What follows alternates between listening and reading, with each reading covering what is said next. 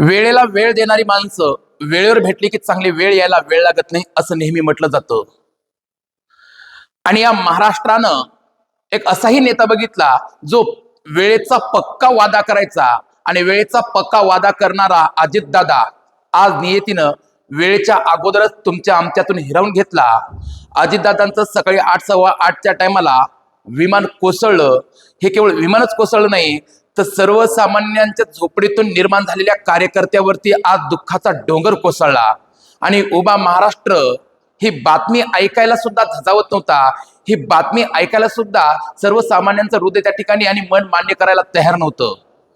दादा, प्रत्येक वेळेस जर बघितलं तर सूर्योदयाच्या अगोदर उठून मनगटावरचं घड्याळ बांधून घड्याळाच्या काट्याच्या वेगाप्रमाणे आपण वेळ दिली, त्या घड्याळाच्या काट्याही पेक्षा जास्त वेगानं आपण विकासाचा त्या ठिकाणी प्रचार करत असताना आपला अमूल्य वेळ तुम्ही महाराष्ट्राला दिला. साधारणच्या साधारण मुशीतून चांगला तुम्ही कार्यकर्ता घडवला.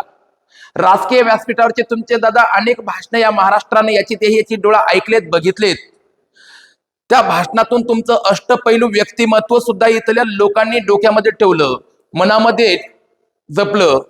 कारण दादा, जेव्हा जेव्हा तुम्ही व्यासपीठावरून तू बोलायचे तर मिश्किलपणे एखादा असा काही तुम्ही सहज टोमणा मारायचा ज्यामुळं केवळ सत्ताधारीच नाही तर विरोधी पक्षांच्याही ओटावरती हसू यायचं.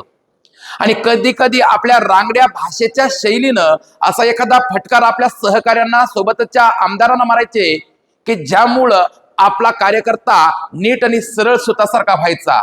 पण तुमच्या या शब्दाचा कधी कोणी मनावरती त्या ठिकाणी रागही घेतला नाही, कोणी मनात रागही ठेवला नाही. सहज आपलंसं म्हणून तुम्ही परत पाठीवरती कौतुकाची थाप टोपटायचा आणि पुन्हा आपला कार्यकर्ता जपायचा. ह्या अष्टपैलू व्यक्तिमत्व केवळ आणि केवळ दादा तुमच्यामध्ये होतं. परंतु तुमचा आजचा जो दौरा होता हा असा दौरा होता की तुम्ही कधी महाराष्ट्राला सांगितलं नाही, काही नाही, अकाली एक्झिट घेतलं आणि महाराष्ट्र सुन्न झाला. दादा, अनाथांची माय सिंधुताई सपकाळांचं एक वाक्य मी कुठंतरी वाचलं होतं. सिंधुताई सपकाळ अशा म्हणाल्या होत्या की माणूस गेल्याच्या नंतर त्या माणसाची किंमत कळते आणि हा महाराष्ट्र त्या माणसाला नंतरच मोठा करतो. पण तुम्ही दादा, तुम्ही महाराष्ट्रापेक्षा मोठे होते. सह्याद्रीच्या मातीमध्ये आणि सह्याद्रीच्या कुशीमध्ये जन्माला आलात आणि केवळ सह्याद्री पुरतेच मर्यादित न राहता उभ्या महाराष्ट्राचे दादा तुम्ही झालात. अनेक माता भगिनींचे संसार असतील, त्यांच्या रोजीरोटीचा प्रश्न असेल, केवळ आर्थिक तरतूदच नाही तर एक मायेची ममत्व देऊन धीर देण्याचं काम असेल, ह्या सर्व गोष्टी तुम्ही देण्याचा प्रयत्न केलात. दादा, तुमची अजून महाराष्ट्राला खूप गरज होती. तुमच्या वेळेचं खूप या ठिकाणी महत्व होतं. तुमच्या वेळेची अजून महाराष्ट्राला खूप गरज होती. पण नियतीला हे मान्य नसावं आणि सर्वांच्या मनामध्ये आणि राजकारणातलं चर्चेत असणारं नेहमीचं नाव अजितदादा एवढं जरी म्हटलं तरी खूप झालं. कारण आमच्यासारखा सामान्य कार्यकर्ता जरी असला तर दादांचं वाक्य असायचं, कायद्याच्या चौकटीत असल ते काम तुझं अडू देणार नाही. आणि ते कामच निकाली तुम्ही काढायचं. एवढी आपली राजकीय क्षेत्रामध्येच नाही तर सामाजिक क्षेत्रामध्ये सुद्धा ओळख होती. तुमच्या राजकारणाची शैली आम्ही बघितली, कुठं जात पात आणली नाही, केवळ आणि केवळ राज्याचं हित आणि जनतेचं हित तुम्ही बघितलं. राजकीय क्षेत्रामध्ये टीका टिप्पणी होत राहिली, तुम्ही टीका टिप्पणीच्या माध्यमातून त्या गोष्टी सहन केल्यात. परंतु एकच ध्यास आणि महाराष्ट्राचा विकास याच्या पलीकडे जाऊन तुम्ही एक दूरदृष्टीचा महाराष्ट्र घडवण्याचं काम केलं. दादा, खरं तर अनपेक्षितरित्या ही जी काही दुःखाची बातमी आली हे तर सर्वसामान्य कार्यकर्त्याला सुद्धा त्या ठिकाणी सहन होत नाही.